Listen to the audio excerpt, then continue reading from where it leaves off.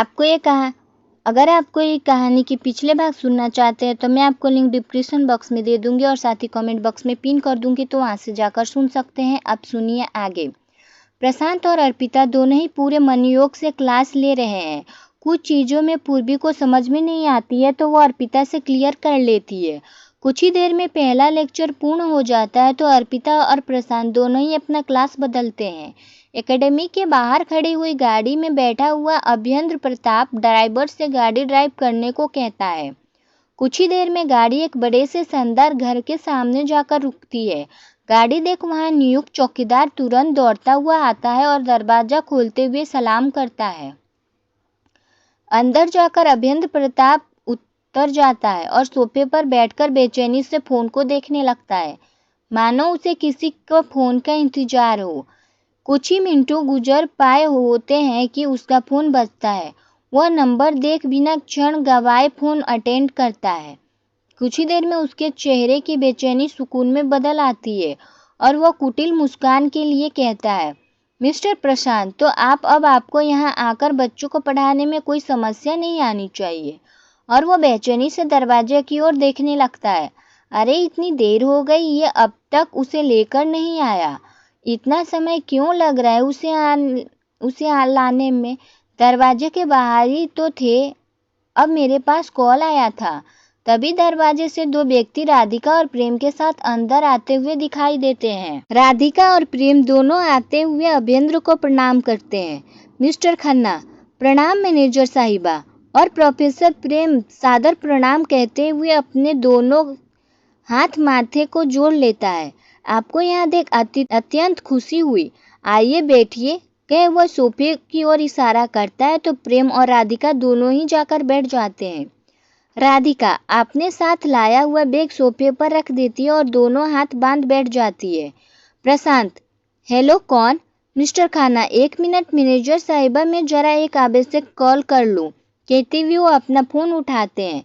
वह प्रशांत को दोबारा कॉल लगाता है और वहां से एक तरफ जा कहता है, हेलो।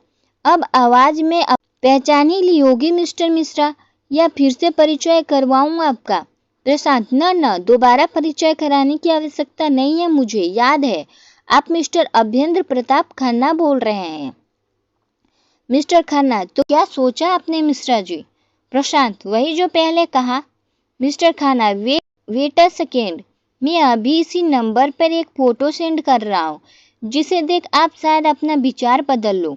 ओके कह वो फोन कट करता है और गार्ड को इशारा कर देता है तो उसके तैनात गार्ड राधिका और प्रेम के पीछे जाकर कुछ इस तरह अपनी बंदूक तानते हैं कि सामने में देखने वाला को दोनों होस्टेज लगे। मिस्टर खन्ना स्मार्टली फोटो खींचता है और प्रशांत को भेज देता है। फोटो देख प्रशांत का गुस्सा 7वें आसमान पर पहुंचता है, लेकिन मामले की गंभीरता महसूस कर वह तुरंत मिस्टर खन्ना को फोन घुमा देता है और गुस्से में बिफरते हुए कहता है, मिस्टर खन्ना, ये सब क्या है और आपने इन दोनों को बंधक बना लिया क्यों? मिस्टर खन्ना, इस क्यों का जवाब आपको बेहतर पता है। भाई पहले ही कहा था कि अभ्येंद्र खन्ना को ना सुनने की आदत नहीं है। अभ्येंद्र ने अगर किसी को कुछ कार्य के लिए कहा है तो वो कार्य मुझे उसी बंदे से पूरा चाहिए। न नुकुर करने का कोई प्रश्न ही नहीं उठता। अब अगर आप 20 मिनट में अंदर यहाँ उपस्थित नहीं हुए तो उनके साथ जो घटित होगा उसके जिम्मेदार आप होंगे, मैं तो नहीं होऊंगा, ठीक? कि वो कॉल कट कर देता है और वापस आकर राधिका और प्रेम के सामने बैठ जाता है। वह जानबूझकर सभी कार्य धीमे धीमे करता है जिससे प्रशांत यहाँ तक पहुँच जाए। मिस्टर खन्ना, धन्यवाद मैनेजर साहिबा, जो मेरे कहने पर यहाँ तक आई। राधिका, जी मिस्टर खन्ना, अब आपने घर आकर लोन के संबंधित बात करने के लिए कहा था, उस पर भी आपने शर्त रखी थी कि मैनेजर साहिबा की आकर सारी जानकारी दे, तो हमें आना पड़ा। जी, अब मेरे बारे में तो आप जानती ही हो, समय का कितना अभाव है। वह तो बात लोन की थी, इसलिए बड़ी मुश्किल से कुछ समय निकालकर वहाँ से आपके साथ बैठा हूँ। और मनी मैन कहता है, आपके साथ नहीं, आप दोनों के बिन बताए आपके बंधक बनाए बैठा हूँ। अब मिस्टर खन्ना को क्या पता कि हमारी राधिका कोई ऐसी लड़की थोड़ी ही है। एक ट्रेंड लड़की है जिसे समस्याओं से लड़ना बेहतर तरीके से आता है। क्या लोगी आप चाय कॉफी? राधिका, फिलहाल तो कुछ भी नहीं। मिस्टर खन्ना, अरे ऐसे कैसे, एक कप चाय तो हो जाए। कह वो अपना फोन उठा एक संदेश टाइप कर सेंड कर देता है जो उस घर में मौजूद उसकी पिए टिया का होता है। 2 अदरक वाली चाय, वेरी स्पेशल इनफैक्ट, और एक केवल अदरक वाली चाय भिजवाओ।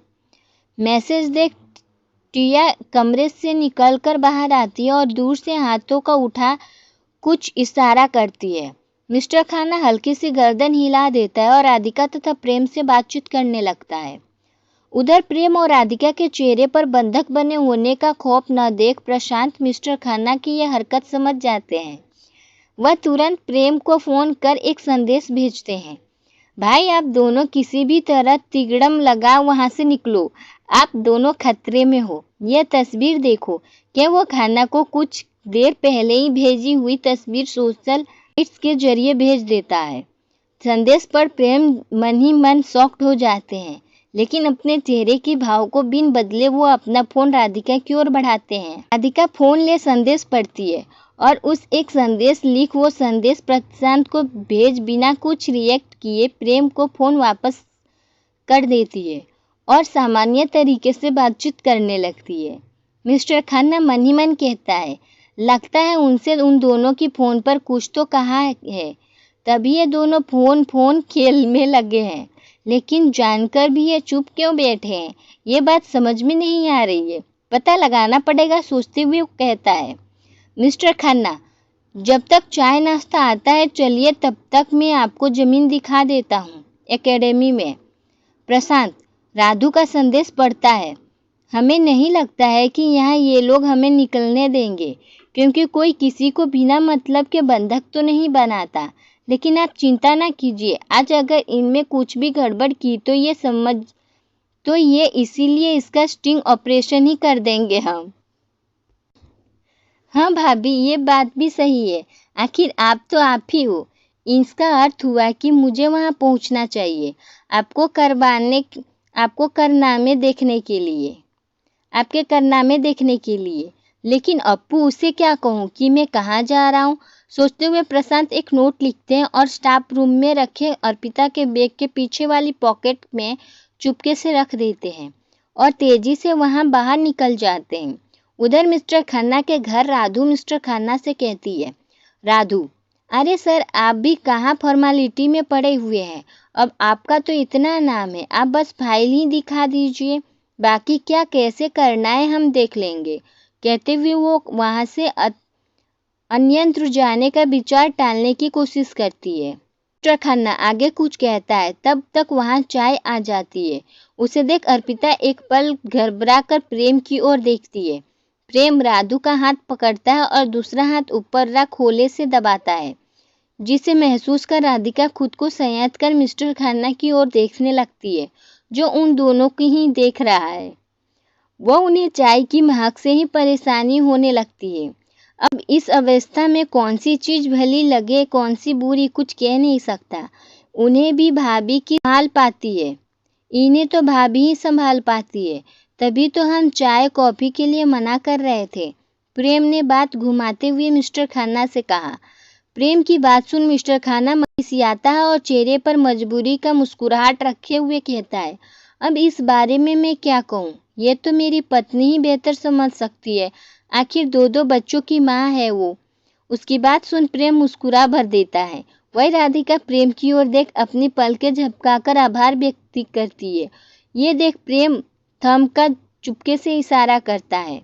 मिस्टर खन्ना मन ही मन कहता है, अगले 10 मिनट में प्रशांत यहाँ नहीं पहुँचा तो मजबूरन मुझे अपनी इंटेंशन इनके सामने लानी पड़ेगी, जो मैं करना नहीं चाहता।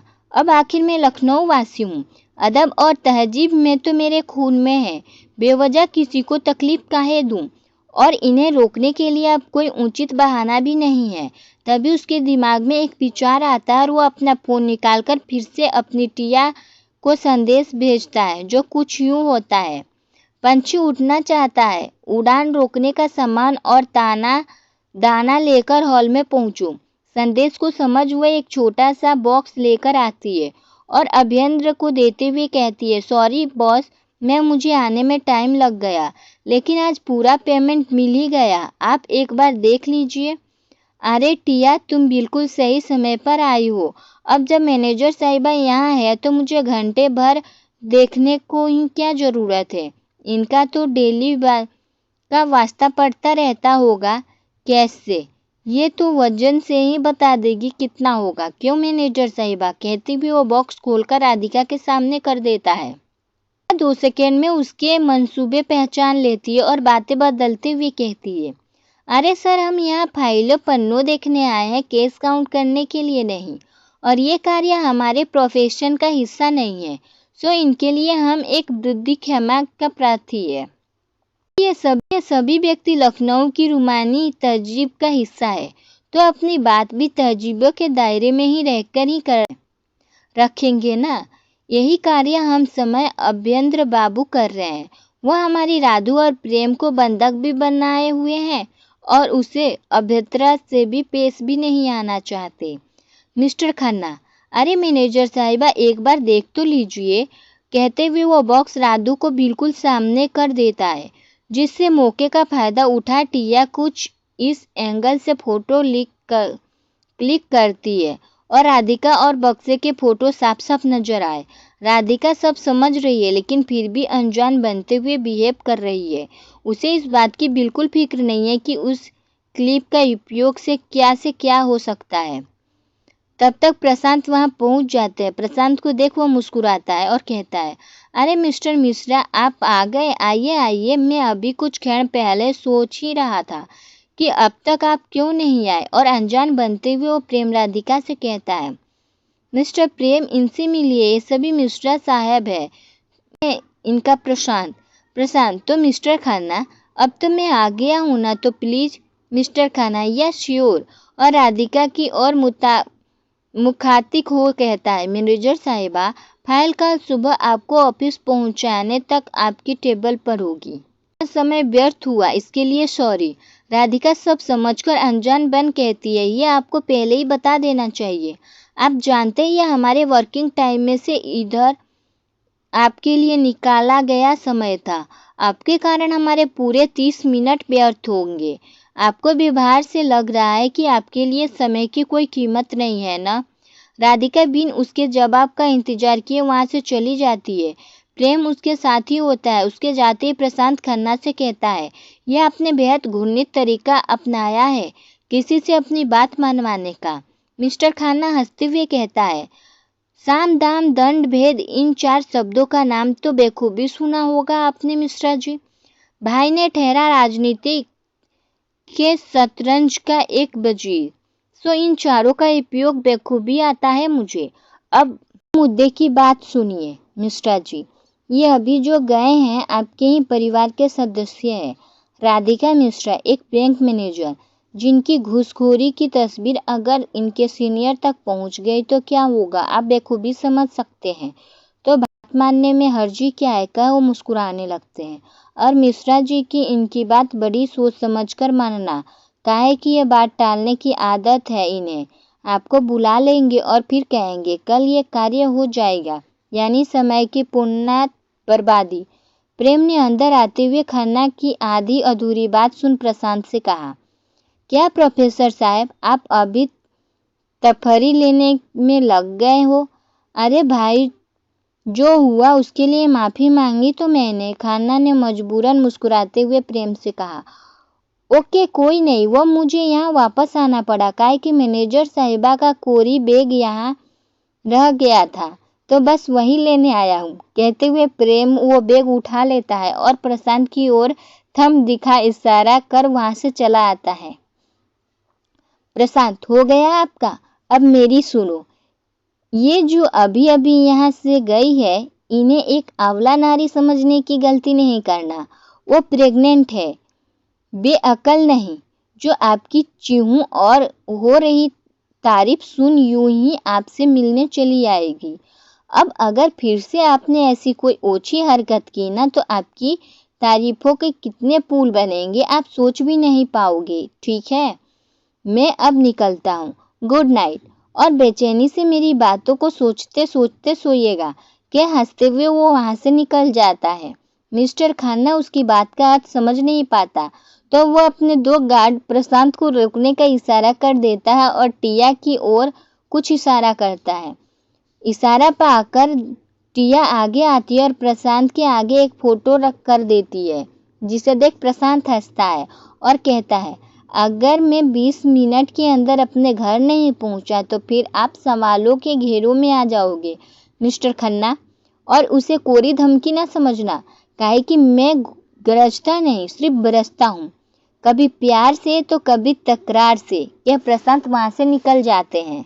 प्रशांत के जाते ही मिस्टर खन्ना थम से सोफे पर बैठ गए और सोचने लगे, ऐसा क्या कर गई मिश्रा जी की भाभी जो ये इतने बेखौफ होकर चले गए।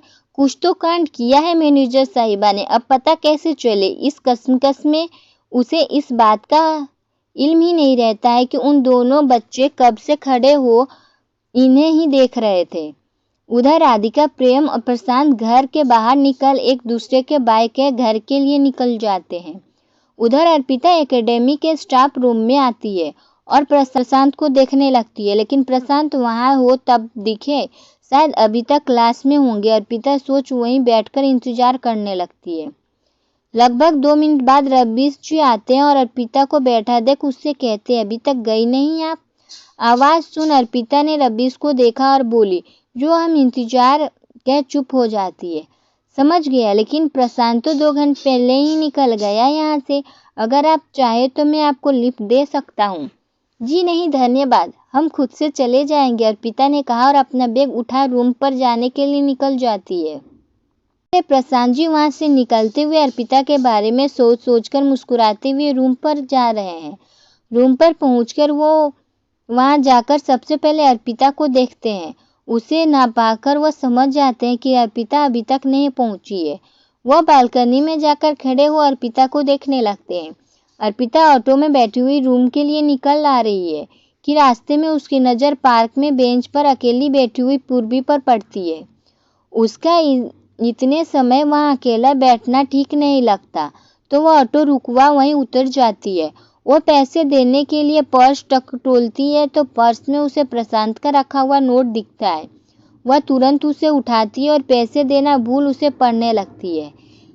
उस पर ऑटो वाला झल्ला कर कहता है, मैडम जी आप बाकी कार्य बाद में करो ना, पहले मेरे पैसे मुझे दे दो, जिससे मैं यहाँ निकल कोई और सवारी देखूं। वो सॉरी हम अभी देते हैं कि अर्पिता ऑटो वाले को पे करती है और ऑटो ड्राइवर वहां से निकल जाता है।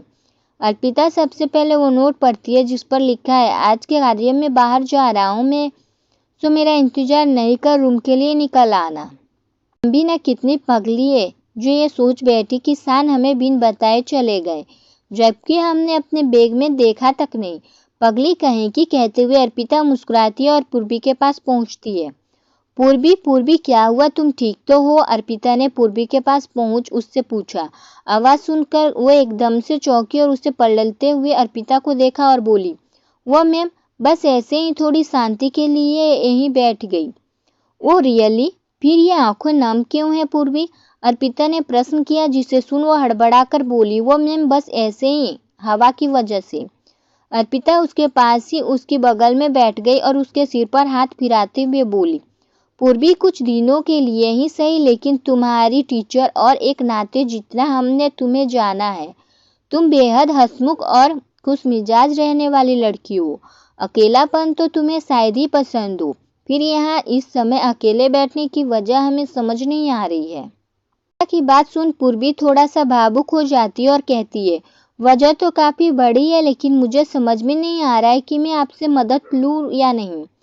पूर्वी, अब ये तो हम नहीं बता सकते कि आप हमसे मदद ले या नहीं, लेकिन इतना कहेंगे, अगर जीवन में समस्याएं हैं तो समस्याएं आने लगे और आप उनमें उलझ कर रह जाओ तो किसी भरोसेमंद व्यक्ति को मदद ले लेनी चाहिए, जिसने हम बिन किसी परेशानी को उस समस्या से बाहर निकाल सके, अभी भी और भविष्य में भी। आपकी बात सही है मैम, लेकिन मैं मदद लूँ तो किसकी? गिने चुने मेरे 2 दोस्त हैं, एक तो मिस्टर अभेंद्र प्रताप खन्ना की बेटी मालिनी खन्ना और दूसरा युवराज यानी यूबी, और इस वक्त मैं दोनों से ही बात नहीं कर सकती। मालिनी इस वक्त फ्री नहीं होगी और यूवी को पहले से ही इतना ज़्यादा परेशान है मेरी वजह से कि आगे मैं उससे कुछ डिस्कस करके और परेशान नहीं कर सकती। नाम सुनकर अर्पिता चौंक जाती है और कहती है, यूबी, वो मसूरी वाला? अर्पिता यूबी को जानती है तो देख वो और भी चौंक जाती है और कहती है, हाँ, लेकिन उसके बारे में आप कैसे जानती है? क्योंकि मैंने तो अभी तक किसी को नहीं बताया। पूर्वी को सुन अर्पिता मुस्कुराई और बोली, बस यूं ही समझ लो किस्मत ने मिलाया। खैर ये सब छोड़ो, तुम ये बताओ कि क्या समस्या है तुम्हारी? चाहो तो मुझसे शेयर कर सकती हो, मैं पूरी कोशिश करूंगी तुम्हारे हर संभव मदद करने की। अर्पिता की बात सुन पूर्वी अबाक होकर बोली, मैम, मैं कैसे बताऊं? यूबी और मैं यूबी एक दूसरे से बेनतहा प्रेम करते हैं, इतना कि अब हम एक दूसरे से अलग होने के बारे में सोच भी नहीं सकते। इसी प्यार के चलते उसके एक खूबसूरत गलती हो गई और मैं क्या वो चुप हो जाती है। तुम क्या पूर्वी कही तुम? पूर्वी मैं ऐसा सोचना नहीं चाह रही, लेकिन तुम्हारे चेहरे का डर मुझे ऐसे सोचने पर मजबूर कर रहा है। अर्पिता ने सवाल करते हुए पूर्वी से पूछा। पूर्वी हाँ में गर्दन हिला देती है। पूर्वी, तुम कहते हुए वो चुप हो जाती है और उससे कहती है, पूर्वी, अगर यूबी वाकई में अच्छा लड़का है और वह तुम्हें दिल से पसंद करता है तो तुम्हें अपनाने के लिए तैयार हो जाएगा। अब सोच विचारने की कोई लाभ तो नहीं है, खाली जिंदगी ही हाथ आएगी और उस चिंता की वजह से तुम पर और तुम्हारे साथ साथ उन नन्ही सी जान पर भी प्रभाव पड़ेगा। तुम एक कार्य करो, रात बहुत हो रही है, सो अभी के लिए घर जाओ, कल हम दोनों मिलकर इस बारे में निर्णय लेते हैं। आपने पूरी बात तो नहीं सुनी, पूर्वी ने कहा। तो अर्पिता उसे प्यार से समझाते हुए बोली, पूर्वी, परेशानी बड़ी नहीं होती, हमारी सोच उससे छोटा या बड़ा बनाती है। हमारी सोच जो अगर ऊंची हो, हमें पहाड़ चढ़ना भी मामूली लगेगा, और वही सोच अगर सीमित होए तो आलस की वजह से पहले तो हम चढ़ेंगे ही नहीं, और अगर मन में विचार कर चढ़ना शुरू भी कर दिए तो हजारों कमियां निकलने लग जाएंगे। हमें उम्मीद है कि अब तुम मेरा इशारा समझ गई है। थोड़ा सा पूर्वी ने कहा। तब मुस्कुराते हुए बोली, पूर्वी, अपनी सोच की वजह से तुम अभी दुखी होकर यहाँ बैठी हो, जबकि तुम्हारे पास दुखी होने का अभी कोई कारण नहीं है। जब तुम्हें विश्वास है कि यूबी तुम्हें अपना लेगा तो दुखी होने की वजह क्या है? अगर प्रेम सच्चा है और उसमें भरोसा भी शामिल है, फिर ये गलती का अफसोस क्यों? वह तो बस क्या पूर्वी सोच में पड़ जाती है और उसकी बात समझ कहती है, आप सत्य कह रही है, इस तरह से तो मैंने सोचा ही नहीं। सच में मैं तो खामखा परेशान हूँ, सोच में डूबी बैठी थी। अब आपसे थैंक यू नहीं कहूँगी, बस आपका आभार व्यक्त करूँगी जो आपने मेरी परेशानी की वास्तव में थी नहीं, उससे बाहर उबार कर मुझे सही गलत समझाया। मैं यूबी के इस बारे में बात करूँगी, फिर जो होगा मिलकर देखेंगे। अब मैं निकलती हूँ, बाय मैम। क्या पूर्वी मुस्कुराकर उठ खड़ी होती है और खुशी खुशी में अर्पिता के गले लग मुस्कुराते हुए वहाँ से चली जाती है।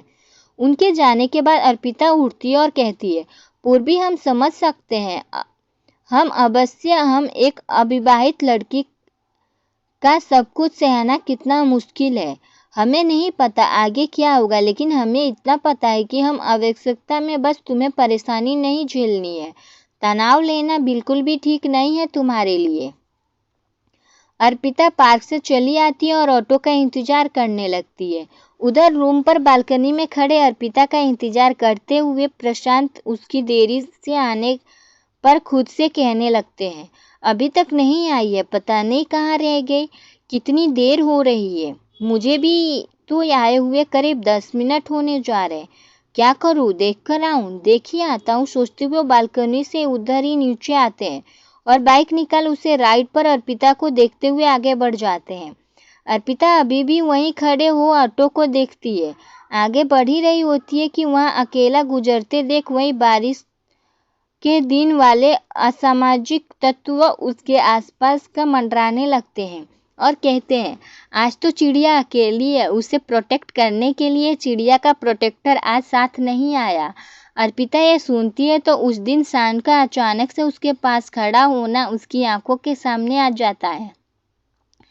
किस तरह उसके बारिश में भीगने पर शान उसके पास खड़े हो भीगने लगे थे, अर्थात वो भी उसकी सेफ्टी के लिए, उन गधों को ये एहसास दिलाने के लिए कि हम अकेले नहीं हैं, इतनी परवाह करते हैं वो हमारी, सोचते हुए उसकी आंखें भर आई। लेकिन वह लोग उसे भावुक देख कमजोर न समझ ले, ऐसा सोच जल्द ही वहां से आगे बढ़ पैदल चलने लगती है। उसे पैदल जाता देख वह सभी उसके पीछे चलने लगते हैं। अर्पिता तेज कदमों से आगे बढ़ती है। ये समस्या केवल अर्पिता की नहीं है वरन हर लड़की की है जो घर के चार दीवारियों से निकल कार्य करना पसंद करती है या जो मजबूरी वश जिम्मेदारियों को उठाने के लिए काम करती है। और क्या लखनऊ, क्या दिल्ली, हर जगह ऐसी समस्याएं दो चार होती ही रहती है।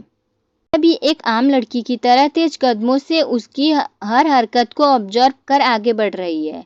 इस समय रात के 8:20 पर वह उससे उलझ उचित नहीं समझी, क्योंकि इस बीते हुए सप्ताह में उसके साथ इतना कुछ घट चुका है कि वो अब समय बेवजह कोई मुसीबत मोल नहीं लेना चाहती। अर्पिता थोड़ा ही आगे बढ़ी होती है कि तभी वो लोग तेज कदमों से आके चारों ओर खड़े हो जाते हैं। अगर हम मुसीबत से बचने के लिए कोशिश करें तो मुसीबत तो हमारे सामने खुद आकर खड़ी हो जाती है। अब न चाहते हुए भी हमें इन लोगों को जवाब देना पड़ेगा, सोचते हुए वो अपने आसपास देखती है और मुख्य सड़क को कुछ ही कदमों में दूरी पर है। ये जान वह अपने पर्स के हाथ डालती है तो परफ्यूम का बोतल उसके हाथ लग जाती है। छोटी सी बोतल, इससे कैसे काम चले? बुदबुदाते हुए वो मुख्य सड़क की ओर जाने वाले रास्तों को देखती है। उस तरफ तेजी से बढ़ती है और सामने खड़े लड़के की आंखों में स्प्रे कर वो पैर उठा घुटने पर वार कर उसे धक्का दे देती है। सो सड़क की ओर भाग जाती है और मुख्य सड़क पर ही जाकर रुकती है। सड़क पर रुकते ही वह एक बाइक से टकराती है जो प्रशांत की होती है।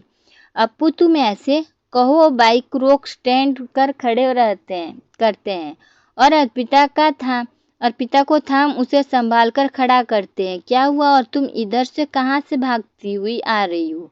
अर्पिता से पूछते हैं। वह उस तरह देखते हैं जहाँ स्ट्रीट लाइट पे वो 3-4 लड़के खड़े उसकी ओर देखते हुए ही देखते हैं। समझ गया अप्पू, तुम वहीं रुको, मैं अभी आता हूँ। क्यों? गुस्से में उनकी तरफ बढ़ते हैं। अपनी ओर उसे अकेला आता हुआ देख वो कहते हैं, प्रोटेक्टर आखिर आ ही गया, चलो फिर आज इसे ही देख लेते हैं। कहते हुए वो सभी बड़े जोश से हंसते हुए आगे बढ़ते हैं।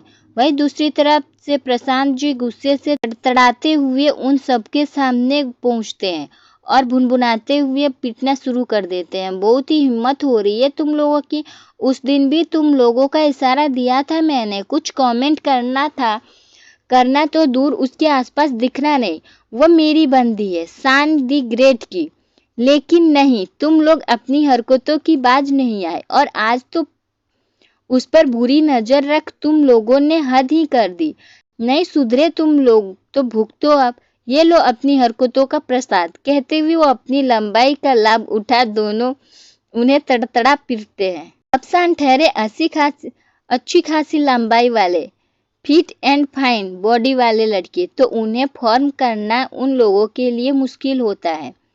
लेकिन फिर भी वो कोशिश करते हुए 2-4 मुक्के जड़ ही देते हैं जिससे उसे हार्म पहुंचता है। लेकिन शान अपनी चोट को इग्नोर कर गुस्से में उन्हें पीटते जाते हैं। बाइक के पास खड़ी अर्पिता प्रशांत को गुस्से में लड़ाई करते हुए देखती है तो वो फौरन उसके पास आ उसे रोकने की कोशिश करती है। अर्पिता, रुकिए शान, बस करिए, मर जाएंगे ये लोग, प्लीज रुकिए। लेकिन शान इस समय अपने होश में नहीं होते हैं, उसे बड़बड़ाते हुए उन्हें पीटे जा रहे हैं। याद रखना, ये बंदी अगर पूरे लखनऊ में कहीं दिख जाए ना तो 100 मीटर दूरी पर सलाम कर सामने से घिसक लेना।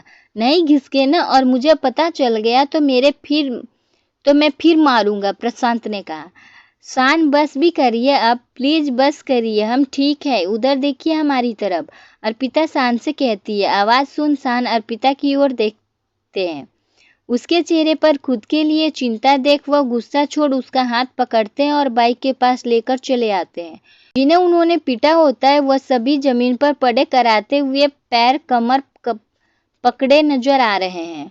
अर्पिता को लेकर उसका हाथ पकड़ते हाथों से थाम कहते हैं, सॉरी अर्पिता, वो मुझे यूं अचानक से जाना पड़ा, कुछ बेहद जरूरी कार्य आ गया था इसीलिए जाना पड़ा और तुम्हें ये सब सहना पड़ा। आई एम सॉरी कह वह चुप हो जाते हैं। अर्पिता को अपने हाथ नम महसूस होते हुए वह हाथों की ओर देखती है जहाँ प्रशांत की हाथों की जगह जगह जख्म लगे होते हैं। वह एक नज़र उन पर डालती है तो पाती है उनके चेहरे पर छोड़ शरीर और कोई जगह चोट आई है। ओ गॉड, आपको तो बहुत चोट लग गई है शान। आपसे कह रहे थे कि हम शान रुक जाओ, बहुत हुआ लगा ली चोट। काहे करते हैं इससे परवाह हमारे लिए बिन सोचे समझे किसी से भिड़ गए। हम आ गए न बचकर, फिर भी गए। देखो रिंग के चुभते की वजह से कितना ब्लड निकल रहा है और सारे कपड़े रंग बिरंगे हो रहे हैं। आप क्यों शान?